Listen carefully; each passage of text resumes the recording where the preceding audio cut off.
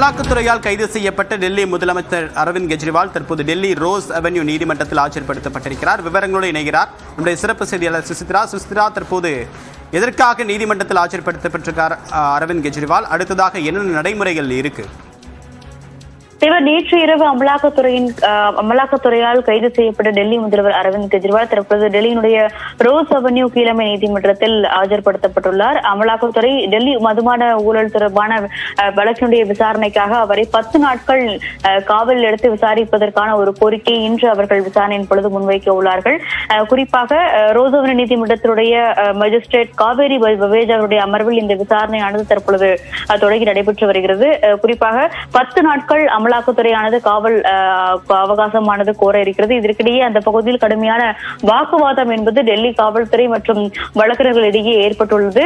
அமலாக்கத்துறையினுடைய வழக்கறிஞர் ASG ராஜுவை உள்ளே அனுமதிக்க மறுத்ததை அடுத்து இந்த ஒரு வாக்குவாதமானதும் அந்த பகுதியில் நடைபெற்று வருகிறது. கடுமையான இடப்பற்றாக்குறை காரணமாக அனைவருக்கும் உள்ளே அனுமதி கிடையாது என்ற ஒரு அறிவிப்பை ஏற்கனவே நீதிபதி வெளியிட்டிருந்த நிலையில் அதனால் வழக்கறிஞர்கள் பலருக்கும் உள்ளே செல்வதற்கான அனுமதியானது மறுக்கப்பட்டது. இதனிடையே தற்பொழுது அந்த பகுதியில் சற்று சலசலப்பு ஏற்பட்டுள்ளது. அதற்கிடையே தான் இந்த விசாரணை என்பது இன்னும் சற்று நேரத்தில் தொடங்கும் எனவும் எதிர்பார்க்கப்படுகிறது.